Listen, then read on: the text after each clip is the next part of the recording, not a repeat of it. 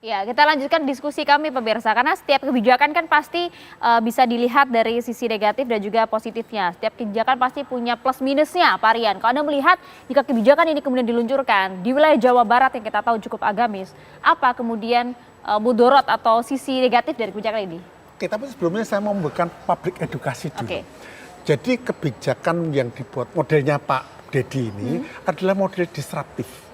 Jadi kalau model klasik dirumuskan, dilaksanakan, berprestasi. Kalau Pak Deddy ini disruptif, dipecah dulu, jadi wacana, mungkin muncul kebijakan Godok dulu di lapangan gitu ya? Jadi bukan test the water loh, ini disruptif dulu. Jadi kalau kita sebagai akademisi ya, lihat dimensi keilmuannya dulu. Nah, ini barangkali sebuah model yang berbeda karena kalau beliau menggunakan cara sebelumnya, Pak Ridwan sebelumnya itu kan mungkin nggak masuk karena nggak ada yang ngedengerin. Nah ini bagaimana cara melibatkan publik secara langsung. Nah betul, nanti melibatkan pro kontra. Nah kalau dikatakan kebijakan publik itu ada efektif positif negatifnya. Kalau saya keliru, kebijakan publik hanya punya satu efek, namanya positif. Tidak boleh ada kebijakan punya efek negatif. Sehingga kalau kebijakan itu ada potensi efek negatif, harus ada risk manajemennya dulu. Ada perdamnya dulu, misalnya kalau kita melihat ada kebijakan kenaikan BBM, ada BLT di bawahnya untuk meredam, karena jangan sampai masyarakat terhempas. Jadi kalau ada yang mengajarkan kebijakan publik itu ada positif, negatif, salah. Harus negatif. Harus positif ya harus Pak positif, ya? kok negatif gimana ini? Harus positif supaya apa? dong. Karena tujuan kebijakan publik adalah untuk menghebatkan.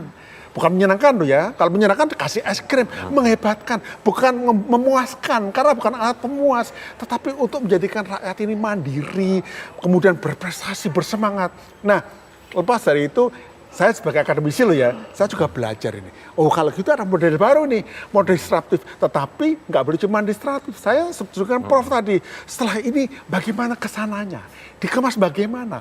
Lalu untuk itu sepakat saya, bagaimana itu kemudian ditarik, dikaji, dianalisa, dimensinya itu ada dimensi teknis, politis, agamis. Nah, kenapa seperti itu? Bisa. Orang bilang, oh kebijakan publik itu rumit. Ya memang rumit, namanya buat publik, tapi harus dikerjakan. Gitu supaya menarik kalau Anda semuanya. tadi sampaikan bagaimana kemudian setiap kebijakan publik yang harus positif ini tentu harus ada antisipasinya jika kemudian hal-hal yang tidak diinginkan terjadi. Gitu. Saya ingin tanya ini langsung ke Komnas HAM. Bu Anies, kalau menurut Anda antisipasi apa yang kemudian harus disiapkan jika kebijakan ini kemudian akan tetap dijalankan di Jawa Barat?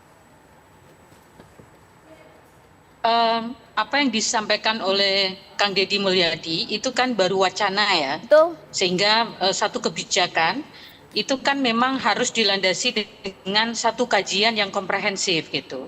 Sebelum membuat satu kebijakan itu harus dilandasi dengan kajian yang komprehensif. Untuk itu tentu kami dari Komnas HAM menawarkan jika Gubernur Jawa Barat bisa berdiskusi gitu dengan Komnas HAM untuk menyusun satu kebijakan, karena tujuannya tadi kan baik ya untuk bagaimana meningkatkan kesejahteraan masyarakat gitu, membuat mereka yang memutuskan untuk menikah memiliki tanggung jawab dan lain sebagainya, dan bagaimana bansos itu bisa didistribusikan secara lebih efektif gitu ya, tentu untuk meningkatkan kesejahteraan masyarakat. Sehingga kami dari Komnas HAM sangat terbuka jika Kang Deddy Mulyadi bersedia untuk melakukan diskusi dengan kami gitu, sehingga kebijakan yang akan dibuat ke depan itu selaras dengan prinsip-prinsip hak asasi manusia, dan seluruh kebijakan yang dibuat memang seyogyanya dilandasi dengan adanya satu kajian yang komprehensif gitu, sehingga untuk meminimalisir resiko, meminimalisir dampak negatif yang bisa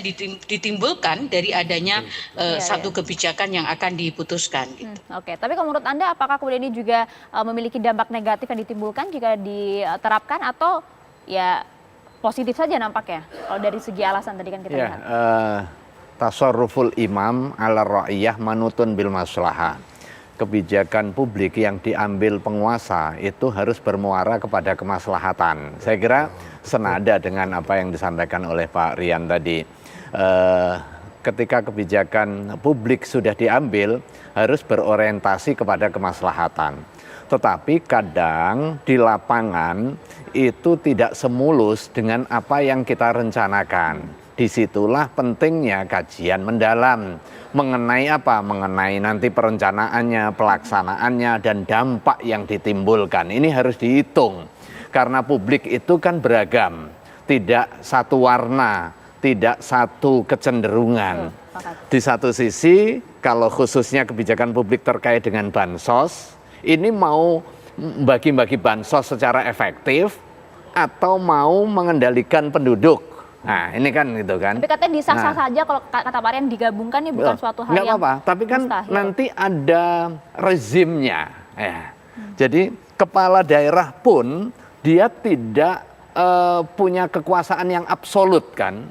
Jadi ada rezim yang punya tanggung jawab menanganinya dan punya keahlian di bidangnya.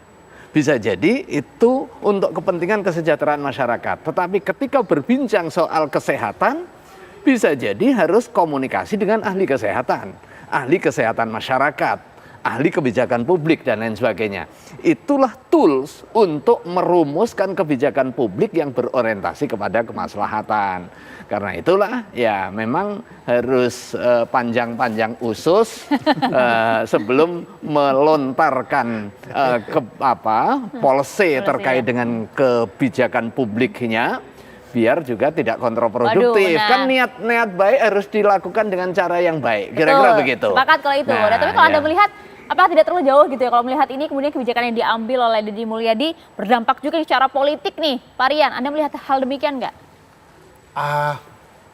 Saya tidak melihat terlalu jauh seperti itu ya. Ini kan masalahnya betul-betul menyangkut masyarakat ya. Ada mungkin dipolitisasi tapi tidak terlalu kental lah gitu loh. Yang jadi pegangan kita adalah saya sepakat tadi, pikiran baik, gagasan baik harus cara yang baik. Ini yang memang menjadi agenda kita. Tapi saya kira kalau melihat pola Pak Deddy ke depan akan juga seperti ini juga terus ya. Yeah. Cuma nanti kalau kasih statement jangan terlalu kontroversi, nanti jadi masyarakat menjadi galau. Nah itu dia, banyak juga yang bilang begini Pak Rian, kan kita tahu betul ya slogan Indonesia Emas 2045 gitu ya. Bapak kemudian disampaikan kita akan memiliki surplus demografi, bonus demografi akibat kemudian bagaimana kemudian banyaknya jumlah SDM yang kita miliki di Indonesia. Apakah ini kemudian tidak bertentangan dengan kebijakan pusat apa yang diambil oleh KDM ini? Jadi begini, kita harus tahu ya, kita tuh namanya punya bonus demografi secara jumlah. Banyak yang itu produktif tapi nggak kerja. Bahkan kita posisi NEET kita, anak-anak teman-teman milenial, Gen Z, itu nggak punya kegiatan, nggak punya pekerjaan, nggak sekolah. Jadi bonus demografi itu sebenarnya tidak semudah yang kita sampaikan. Nah ini yang saya kira menjadi, kalau kata itu ya, kita harus memikirkan lagi. Apa sih bonus demografi itu? Karena dengan era AI, ingat loh, McKinsey yang konsultan pun udah memotong konsultannya pakai robot loh ya. Kalau masyarakat kan harapannya ya itu tugasnya negara dan tugasnya pemerintah dong memberikan lapangan pekerjaan. Nggak gitu bisa, nanti, Pak. nggak semudah itu. Karena realitasnya sekarang itu yang namanya investasi selalu padat modal dalam pada teknologi. Nggak pernah berkarya. Inilah masyarakat harus sama-sama berpikir.